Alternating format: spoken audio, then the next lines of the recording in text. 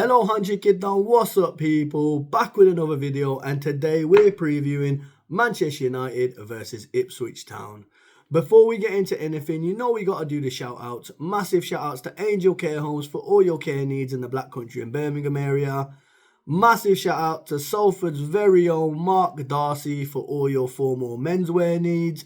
And of course to Desi Ballers, highlighting all South Asians at all levels in the beautiful game. I'll put their details in the description, so make sure you check them out.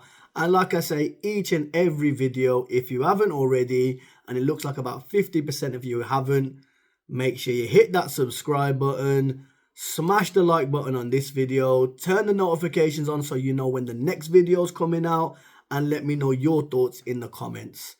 We don't seem to be moving off that 1200 subscriber list, so make sure you tell your friends and family. And let's try and hit 2k subscribers before the end of the season.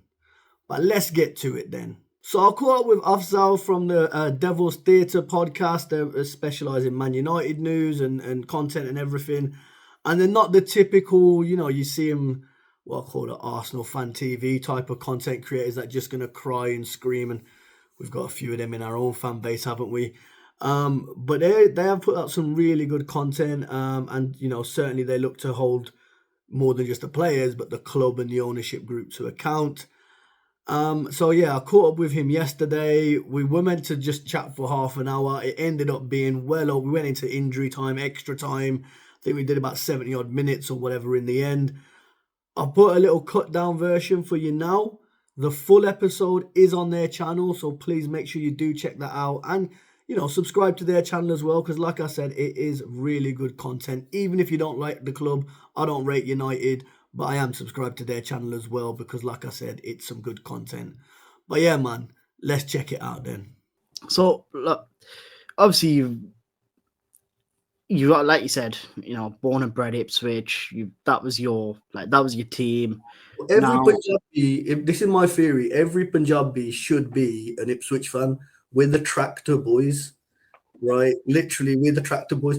I don't remember the exact conversation because I was a bad, but I remember my dad telling me, and this is like, so for those that don't know, like you got the M6 goes down to the end towards like rugby, and then you go M1 or A14, and A14 is like a dual carriageway. You take it for 2 hours, you get to Ipswich. It's long when there's lorries on there, and there's long when it rains or whatever. But that's been improved since. Back in the day, it was proper mad. And my baba turned around to my dad and said, "Yo, it reminds me of India." And my dad's like, "Where this all go there? There's no up in it." He goes, "No, man, all the fields, all the tractors, all the farming. It's like back home, yeah. It's like back home, man." So yeah, man. If you're a Punjabi and you ain't got a football team, support Ipswich, man. The tractor boys. There you go. And you know what? Barring this season, you were on the up anyway. But look, from my personal view as a fan, looking at you, like what, 2 back-to-back promotions? Yeah. And it seemed to be like when I look at the squad that was in League One and the squad that's here in the Premier League, the squad's very similar. There doesn't seem to be a lot of chop and changing. So in a way, you've got, because don't forget, when McKenna took over, you were on the brink of relegation. No. You were no. shit stuff. No. Okay, so let's clarify that. We were never going to get relegated, right? We were 11th. Now McKenna stabilised us, got us playing good football. So we didn't have a full season. So he come in December, season ended, we finished 11th again. And then his first full season, he gets us promoted to Championship. And in the following season, his second full season, he gets us promoted again. And now you lot were, I mean, at one point Leicester were running away with it in the Championship, and then they fell off for a bit, and it was like, hang on a minute, you lot could actually maybe pull this back. The ownership group have brought the fans so close together, and look, we've had such brilliant success. And yeah, like you said, we've got players there that were playing in League One. We've got Sammy Morsey, shirt behind me. He's our captain. He's taken us from the trenches, from mid-table League One to Premier League team. He's done that with players like we've had Luke Wolfenden who come off the bench the other day, Leif Davis. Quality left back as well. But we've recruited well. Look at Liam Delap, £15 million. He's being linked with us at the minute. Right, 60 million is yours. But United, I don't think we've got 60 mil, bro. But at the moment, and I don't mean this disrespectfully, and it's kind of proved when players have left, but United is the place where players go to die, where their careers go to Yeah, die. careers go to that. Absolutely. I mean, look, what you're saying about McKenna there, look at how he was, in a way, memed by the United fan base. Oh, massively. Him, Ollie, Carrick, they were all ripped apart. It was, PE teacher this, PE teacher that. Carrick, I don't know how he's doing at Middlesbrough at the minute, but when he first went in his first season, he was doing relatively okay. McKenna, 3 seasons in first team management, and he promoted in 2 of them back to back. Well, Carrick, fantastic football. Carrick's doing well as well. Like they could potentially get playoffs. So and look at Ollie. He's in Besiktas at the minute, and he's gotten playing great football, and he's been there 5 minutes. So... And this is the thing, where I didn't realise it enough until. So, like I said, Ipswich were a club that were just rotting from the inside out until Game Changer come. And like Mark Ashton, our CEO, has really driven a lot of that, getting the club together. Was there any debt on the club when they took over? Yeah, about 30 million. But the former owner wiped that, but he's got a 5% stake in some of the land. So there's some land on Playford Road, which they'll do to real estate. So he's got like 5% on that or whatever. But the thing is when you haven't got a proper structure in a club and just the right things, like the training ground, we don't see it as fans, but the training ground is massive. Like, you have to have proper facilities. We've had substantial investment in the training ground over the last couple of seasons, and more to come as well. Things like the stadium environment as well, just making it more welcoming and stuff like that. And we've again gone a big transformation within the stadium, especially like we had to upgrade certain things for camera angles and stuff for Premier League and VAR and all the rest of it. But then it's like, be open and transparent with your fans.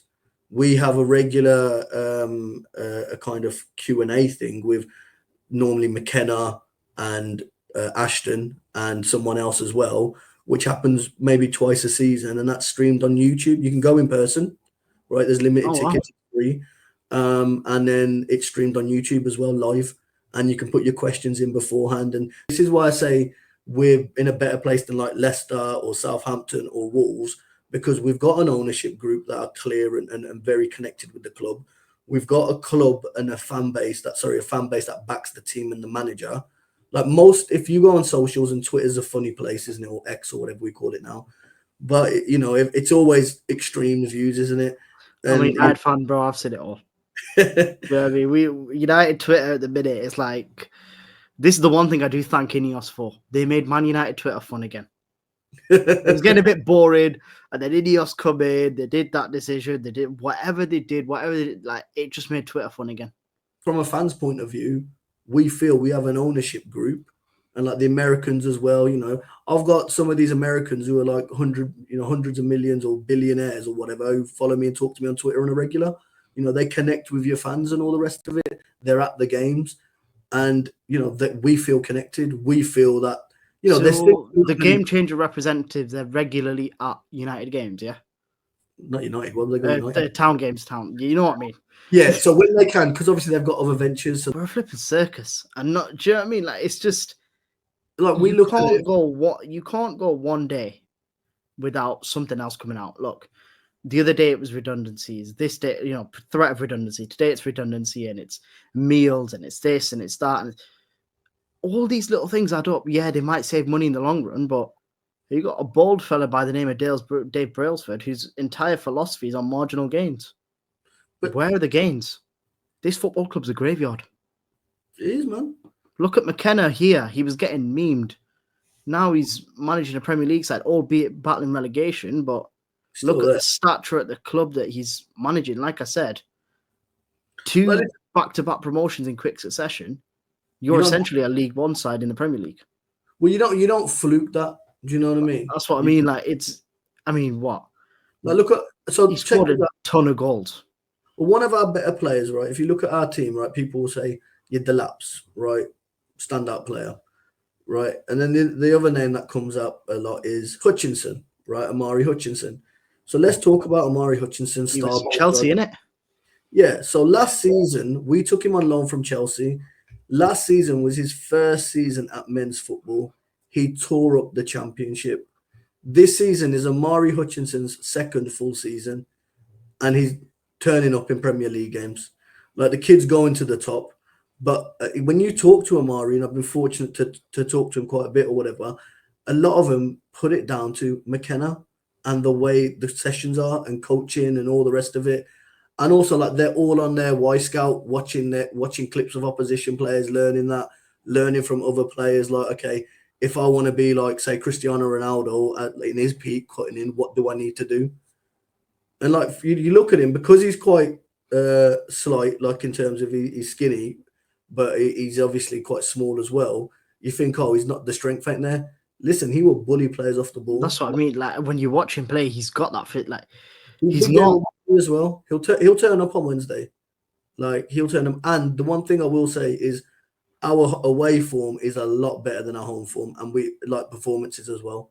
So, you know, I do. If there's any place to do it, it's Old Trafford, man. I mean, I love it, man. Just to do you know what I mean? The theatre, well, currently the theatre are nightmares for us, but do you know what I mean? You lot turn up. My little brother's he's a United fan, and he's in the home end, so he's going. Oh, yeah, so I ain't bought a ticket for many years. I don't fund the Glazers, but look, I don't have gripes with anyone that does. If you want to pay for ticket, you know, it's your money. You know what it is? My brother was like, he wants to go to Old Trafford and see a proper team for once. So I said, fair enough. So you chose the town game, yeah? Not Barcelona the other year or... But look, you lot, like you said there, it's all down to McKenna. It's all down to the culture at the club. You've talked about the ownership. You've talked about how everything seems to be connected from basically Row Z to the executive lounges, everyone in between. There seems to be a unity there. Everyone, like, I doubt you lot got promoted and people are like, oh, we're going to smash it. We can get Europa League in our first season. Do you know what I mean? Everyone sort of had an air of realism about it. I mean, I'll be honest. I thought we could do something. I thought we could be safe and be like 15, 14, right? When I looked at the points. And when I look at the performances, and I don't want to blame individuals, but there's been defensive mistakes that have cost us a good 10, 11 points or whatever. But you've been an entertaining side to watch. But entertainment, we need points on the board. With Ipswich, we've traditionally had a good January window, which has helped us go through. So, like, in League One, we got George Hurst in, and town fans will tell you about Barnsley away and that feeling and that goal or whatever from Hursty, right? That put us on our way to promotion to the Championship. In the Championship, we brought in Sarmiento and Kiefer Moore and Al Hamidi. Sarmiento, that goal against Southampton in the 97th minute where he celebrates right in front of me. You know, again, moments push us to the Premier League. And now in January, we've got in Enciso. Looks like a good player, right? He's just out injured at the moment. He took a knock against Villa. And we brought in Alex Palmer, very good goalkeeper. We also brought in Godfrey. We brought someone else in, man. God, I forgot.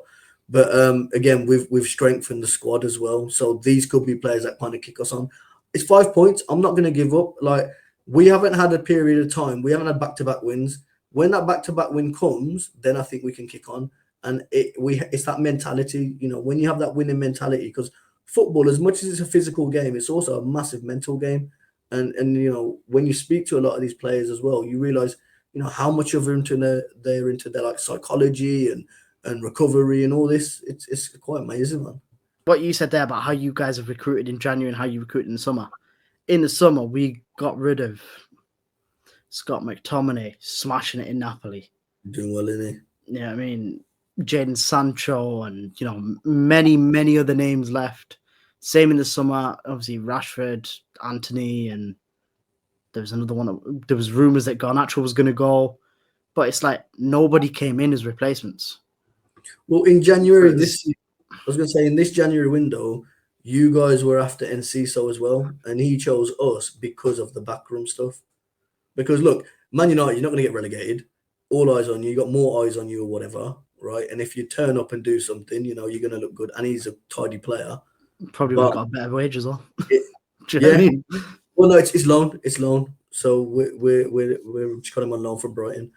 But you were going to take him on loan as well for the rest of the season, which is in itself is a bit mad. Manchester United taking a Brighton player on loan. There was rumours we were going to try and bid for Evan Ferguson as well. And it's like, this is where, and I think this for me is where Man United fans, they often not even often, they don't realise anymore. We are not at the table with the big boy. We're at that table in brand and in name alone. On achievements, we're not there anymore. Yes, we can say, come back to us when you won 20 Premier League titles, come back to us when you won a treble, when you've done this, when you've done that, whatever. But what have you done for me lately? For Man United, you should be challenging for the Premier League title each season, right? Absolutely. When's the last time, was it Mourinho, that you actually were there challenging? I think. Was it? I think Ollie got a second place finish. Did he? There you go. So Ollie as well. But Mourinho famously said that, well, Mourinho was what, 14 points off or 12 points off? Yeah. And he said that was his biggest achievement of his career. And you know, it shows you how messed up the squad was when he had the likes of Pogba, Zlatan, Mkhitaryan, Lukaku, David De Gea. You know, he had stars. And you fast forward. Do you cry out for Lukaku now? Listen, I'll take the lap. Do you know what I mean? Yeah, can't afford him, mate. Well, we can't. Well, City got the buyback. They haven't got a buyback. Is it? Listen, I don't know what people have been reporting. I know, right? City ain't got an option to buy him back. They've got matching rights. There's a okay. So they've not got a solid buyback fee in there. No buyback. It's 15 million plus add-ons, which takes it up to 5 million. And one of them is about England and staying in the Premier League. So the final figure, if we get relegated and Delap makes his England debut in March under Tuchel, I think could be about 17.5. City have got a 20% sell-on clause. So whatever we're selling for, we get 20%. So you got to look 40 million upwards, even if we're in the Championship. Yeah, definitely. And the thing is, he's come in. He's a big physical lad. You know, he's Rory's son. He was always going to be ilk anyway. But the thing is, if you look at Delap's been out on loan last season at Hull. He was playing out wide and left. He weren't ripping it up. And this is what I said, the McKenna effect. Like, McKenna has taken players and made them so much better. Like, if a player, if he sniffs any potential, he's going to get the best out of them. Like, we bought in Philogene, who's had a bit of a slow start, but he looks a good player. Some fans writing him off already. I did say on one of my vlogs that I was going to Villa with the receipt because I wanted to return him. But even though we lost 4-1 against Spurs, I thought he was one of the better players. Him, Delap, and Amari were our standout players on Saturday. And, you know, they're just going to get better and better. What do you think for the rest of the season, though, for you boys? I think, so it's easier said than done. We've got 12 games left. And I think 4 more wins, regardless of what Wolves do, because I don't think Wolves will do a lot more. But 4 more wins, I think, will keep us in the Premier League. Where those 4 wins 29 points. Yeah. So maybe 4 wins and a draw. I think 30 points is the golden number, right? I think that's what's going to keep whoever up this season. Now, I don't want to just, like, Leicester are hit and miss. The difference between us and the other 3 teams, including Wolves, is we're a bit more united. We are together behind. We got spanked 6-0 at home to Man City, and we're there, not happy clapping, but we're there applauding the players, saying, look, that was a tough one, right? We understand, but we've got your backs, heads up. Yeah. Right. And that's the unitedness, no pun intended, but we are united between, fans and players. So, yeah, we're going to go to Old Trafford. We're going to enjoy the occasion. Theatre of dreams. Okay, I've got my scuba gear. I've got my armbands for all the leaks and all the rest of it. Don't worry, man. We've patched all that up in it. I'm hoping so. But like, we haven't. I was looking at some stats as an example.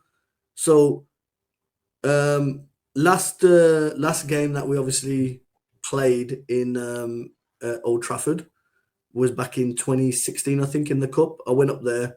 We played, and that was again a piss take. So, because it was a Cup, it was like £40 a ticket. Everyone went up there. We're hoping to see a good game, and Mick McCarthy puts out more or less a second team. Like Luke Chambers, who was our captain, fantastic at the time. Poor guy didn't get his opportunity to play out at Old Trafford.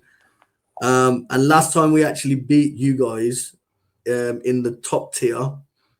So we beat you in the League Cup in 97 at home at Ipswich. Last time we beat you in the top tier in the Prem, we beat you in September 94 3-2. The return fixture we don't want to talk about too much. That is in the record books. Although Paul Ince was offside. I was gonna say, should we talk about that one? Yeah. Well, Paul Ince was offside, so there's that. So it should have been 8. Although Listen, VAR didn't exist back then. It's fine. Do you know what I mean? Yeah, but KSB did, all right. So you know what I mean. I was here, but yeah. So and then I was like, well, when's the last time we beat Man United? Because head to head is like we've won 19 games. There's been 10 draws, and you've won 29. So when is the last time that Ipswich beat Man United at Old Trafford in the league? When do you think? A few moments later. 1990? 1984. What? Yeah, I wasn't even born. Yeah. So, Flipping now. Talking on 41 years, right? So it could be 41 years that, if we beat you. You know what? When we came to Portman Road in November, obviously I was in Pakistan at the time, so I was watching it on, I don't know what time in the morning it was. I don't know what stream I was watching. I was up in the mountains. Nana got you that point. And you know what? You lot came to, I think that was Ruben's first game. Yeah. And you lot were on it. And I was like, this 3 at the back thing it's going to go wrong in its first game. And Rashford scored straight away, whatever. And then it just Is Ahmad back? He's out for the season. Excellent. Not in a bad way, but I really like him. Yeah, but Cheddars, he's done, man. He's done for the year. Leach is out for the season. So is he stuck to the formation? Yeah, he won't change. So if you were to predict your formation tomorrow, lineup, who are we going with? 3-4-3 as usual. So Onana in goal. Yeah, Onana in goal. What's the other name he did well against Arsenal? The Turkish lad by India. Yeah. He's hit and miss, man. He's another one. You scout him on YouTube, he looks phenomenal. But you watch him play in real life, and do you know what I mean? I'm sure there's a clip on YouTube of John O'Shea Meggs in Perlo. Or whoever it is, and then he saves a penalty and scores a free kick. Do you know what I mean? Everyone's got a sick highlight reel. I remember getting excited over Gabriel Obertan. Obertan, man. This kid's rapid. He's gonna do it. He's good. Who was the lad you signed from Sunderland next? Henri Bellion, David Bellion. Yeah, Bellion. Oh, we signed some shockers, man. Thierry Henry, and I remember that back in the day. And the other next Thierry Henry is currently smashing it in Greece. Anthony Martial. Yeah, he's not even injured. He's constantly injured for us. I wonder what happened there. But again, comes back to culture at the club, innit? But yeah, look. Yeah, well. Another in goal, 3-4-3. So who's your centre backs then? Maguire, De Ligt, and Mazraoui. Maguire, De Ligt, Mazraoui. In the centre back rather than wing back? Yeah, all 3 centre backs. Because I think he played right wing back against us. Yeah. Or left wing back. Mazraoui, for me, he's been the best bit of business we've done. One, it was only 14 million or something like that. Is that what it was? Yeah, cheap, man. He was one of the few that we didn't pay a bag for. They wanted him out. Yeah, for political reasons. Yeah, twats. Do you know what I mean? It is what it is. We benefited from that. He's come here. I mean, he recently spoke to the Muslim Supporters Club as well. So he did an interview with them after a loss. So fair play to him. Character-wise, he's honoured his word. He's shown up. He's done the interview. But for me, he's better in a back 3. Yeah. And you need that level-headedness. You need that experience. Quick as well. Maguire can play in a back 3, but he's not. Do you know what I mean? The entire time he's been at United, he's been in the back 4. It changes the dynamic completely. So then, who's your wing backs then? Dalot and Dogu. Dalot on the right, Dogu on the left. Dalot's look. People hate him. I love the guy. I know. I've seen you a fan. I've seen you. You know what I mean? He's readily available. He's someone Jose said could be world class. I'm a big Jose fan. I think he might have got that one slightly wrong. But of all our wing backs, he's the only one who's ever fit. He's the only one we can count on. So yeah, why not? So then, who's your 2 centre midfielders then? This is where it gets tricky because you need players pivot, and you need players that can turn on a diamond, look behind them. You ain't got players like that. Kobe's out.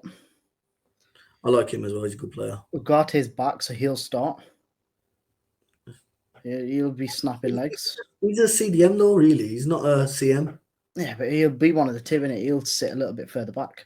So you got Ugarte.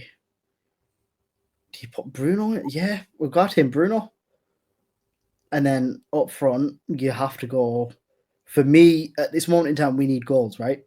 Yeah. You have to go with the three he went with last on Sunday, which was Garnacho, Highland, and Xerxes. He started them both. There is an argument to say that one of the kids should start, that Obi Martin kid that everyone's raving about. But it's the Premier League. Do you know what I mean? That's a big stage. Yes, it's only Ipswich, but it's the Premier League. It's Old Trafford. Famous last words, only Ipswich. That's going to come to bite me in the arse, isn't it?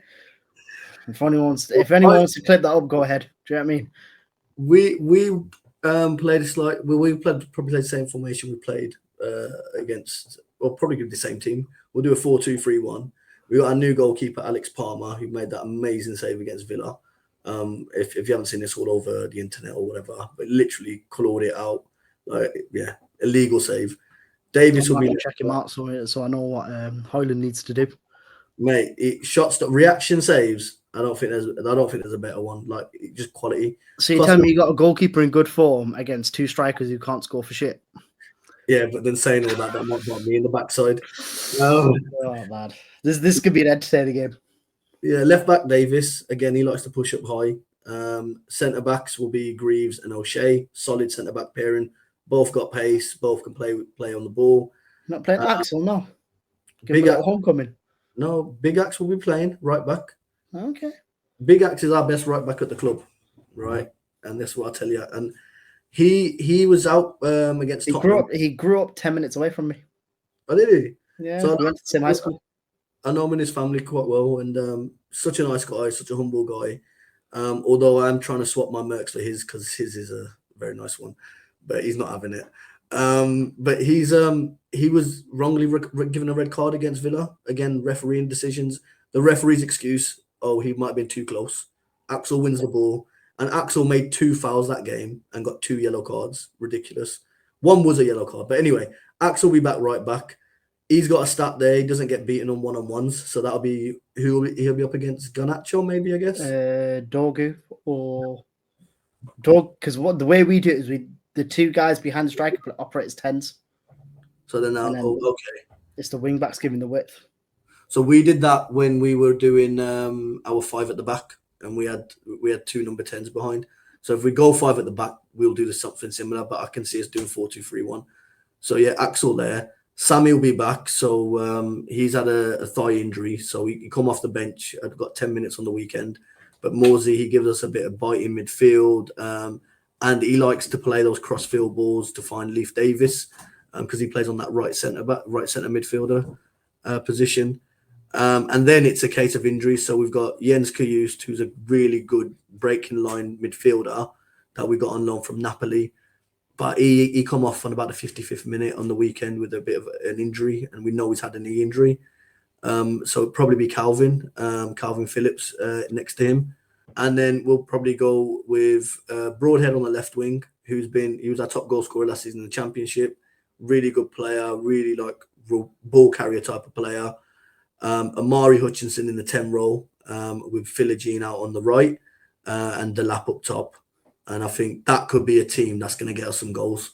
I think you will be vulnerable to the counter-attack, but I think having people like Axel in there, having people like Sammy in there, that will help break up those counter-attacks. So the thing is as well, with us now, we play a high line. A very high line. So if you can break that, you're in. So Broadhead's link-up play with Amari last season and this season is phenomenal. So if we can do that, and Philogene looks like a very tricky player. He likes the tricks and flicks and all that. I think it could be a fun game, man. I think we're going to win, and I think we're going to win convincingly. Like, I'm going for like a 3-1 win. 3-1, that's your prediction, yeah? In terms of club culture and stuff, like, when you look at, say, you watch Old Trafford on the TV, you see the atmosphere, you go to Portman Road every weekend, you see it. Can your away fans bring it? Of course we can. Of course we can. Do you reckon they can drown out 70,000. You don't have an atmosphere, so it's easy. That is true, doesn't The thing is, look, it's without died throwing, recently. and this is one thing. Like, I've done a lot of games. I think last time I had a look. I'm trying to do when you trying to do the 92. I think I've done about 60 different grounds in the 92, right? So I've been to say I've experienced a lot, right? Be it from League One teams, even League Two, non-league, when we play people in the FA Cup, all the way up to like the best in the Premier League. The one thing that is consistent is the home fans are never going to be as loud as the away fans, right? Because the away fans are those, hardcore fans that travel week in, week out. And also at stadiums, home stadiums, you've got families, you've got people that just want to sit there and watch the game and not get involved in the chants. Then it comes down to the atmosphere and feeling. So before kickoff, we're going to be in good spirits. But if we go 1-0 down straight away, then it might be a bit harder. But we know that we're going to concede, so it's inevitable. So a lot of times this season, we have then got behind the crowd like we did at the reverse fixture. You scored in the first minute, atmosphere was still going, got behind, Amari got an equaliser. For United, the question I've got for the fans is how are you going to build up the atmosphere when you've almost got the test and you're not liking what you're seeing on the pitch? Your expectations, and I'm generalising Man United fans here, but your expectations are all the way up here. But what's been delivered is all the way down there, like your 15th, 16th. Your expectations at the beginning of the season, even before Ten Hag's contract or whatever, considering you finished the season winning an FA Cup, talking to my brother and my dad, their expectations as United fans was Champions League qualification, top four. Yeah, top four. Yeah, top four was the aim. And I don't think anyone foresaw this being as bad as it was. I think this is, I could call it a fluke. I don't think it is. I think it's going to be a long time before we can. I'll say 3 years before we're back in the top four. We are a championship team that are in the Premier League. The gulf in class between the Premier League and the Championship is massive. Like if we go down, it will be the same three that got promoted going back down, like it was last season. Maybe next season Leeds might be able to break the mold because they have got some good players already there. But even then, it's going to be so hard.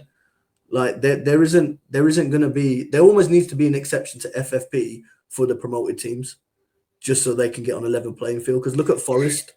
Well, this is the thing that FFP, PSR, all of that crap, it was bought in to help the Big Six stay the Big Six. That's how I read it. Because you got Newcastle, who've got unlimited wealth. Yeah. Yet they have to sell to buy. You got Villa, who, from what I know, are not in any debt. They got dough. They got dough. They got. They're having to sort of do these deals whereby, like, Rashford's on loan, Asensio's on loan, but they can't go as big as they want to because of PSR. Yeah. Then you got Bournemouth, again, breaking the mold this season. Fantastic season for them, boys. Yeah. Forest, again, breaking the mold this season. But next season, you just know that them two, they're not going to be near that race. No. Because PSR is going to cut them off at the legs. Right, you can't do this, you can't do that. Whereas City are going to drop 200 mil, Chelsea will drop 200 mil, Liverpool will go have a big summer, Arsenal might finally buy a striker, and the whole game changes. Then it's like, well, all these clubs have been left behind, and then we're here with our little Ineos flags going like, please, sir, can I have some more? Like, asking for pennies and this, that, the other. We owe 140 million in transfer debt this summer. Yeah, so where's that going to come from? Yeah, your season ticket prices? Yeah, well, 66 quid a match day. And the season ticket hasn't been released yet, but from a lot of the chatter, they reckon it's going to go up at about 25-30%. Jesus, that's a massive hike. My season ticket's gone up probably 40 quid since League One. Wow. So what did you pay for the Premier League? 360. Ooh. And what's the normal match day price for a home fan? 20 to 45 quid, depending on where you're sitting. So we're a whole... There's a premium seats 45, but on average about 25 to 30 quid. Whereas our cheapest seats are 66 quid all round. Yeah, that's piss take. That's... But people laughed at Ashton. We were selling out League One games. We were at home at League One selling out. Right. We have got when people don't realise this about Ipswich, there's no other clubs near us. Like the scum that are like Norwich or whatever, they are 45 minutes away, half an hour, 45 minutes. Like, they're not close. We don't integrate with them. We don't have anything to do with them. That's just why we hate them. And also, like, they've got 6 fingers. You don't want to be too close to them. And like, that's it. But like, who else we got in that? Like, I live in Cov, families in Wolverhampton. I think about the football clubs between that 30-mile distance, right? You've got, like Wolves, Walsall, Baggies, Villa, Birmingham. Could throw Kidderminster in there as well. Cov themselves, Leicester's not too far as well. You've only got Ipswich and Norwich in that distance. You got Cambridge, which is about an hour away from Ipswich. You got Colchester, again, about 40 minutes away from Ipswich. And at that point, you're crossing into London and Essex, yeah. So you've got like the catchment area, the whole county is backing the team. So tickets, it's the hottest thing. I just don't want you to win on Wednesday. Listen, Wednesday's a different beast, man. The better team will win. And you said what, 3-1? I'm saying 3-1. 3-1. Ipswich. If we win it, we win it. We scrape it 2-1. You think it's going to be close like that? Okay. Yeah. I don't see, from what I've seen at the weekend, from what I've seen lately, I don't see Man United pulling out a dominating performance. We might be high energy and we might be on it in that sense, but look, our back three is vulnerable. Look, it comes down to the culture and attitude at the club. I've said it for months. I go blue in the face saying it. Ain't going to change until we get a full sale only, until the Glazers are gone, until Ineos are gone, until the debt's gone. Man United are going to remain in the same shithole we're in. Unfortunately for us, you lot have obviously been a bit more, you're in a bit more of a positive outlook. Your ownership seems to have united the fan base, 100%. United the, more importantly, united the players, the backroom staff, everything. Like I said, it's running in that, you're all pulling in the same direction. You've not got one section of fans saying this and one saying that, whereas we're a toxic mess. But look, it's been a blast, bro. Yeah, man. So, thank you so much for joining us. It's been a pleasure. I will say I hope you enjoy the game, but, to a limit. I hope your brother and your dad enjoy it more. And then, look, always welcome back on. You want to come back on after the game, we can arrange it. And if you're about on Wednesday, shout me, man. We'll see what we can do. Will do, bro. Thank you for having me on, man. And just for everyone else. Oh, sorry, go on. Let's say just 2 words, man. Upper Town. So there you go. Some really good insight there from Afzal about Manchester United, about the direction of the club. And it's fair to say they are in a bit of a mess. So if there was any time to beat Man United, this season has to be it. And, like I said in the preview there with him, I am backing us and I do feel we can do something. So, I think we're going to win 3-1. I think we can do something well. And if we get the win and Fulham do us a favour, then, the gap closes down to 2 points. And like I've said time and time again, February onwards, we kick on under McKenna.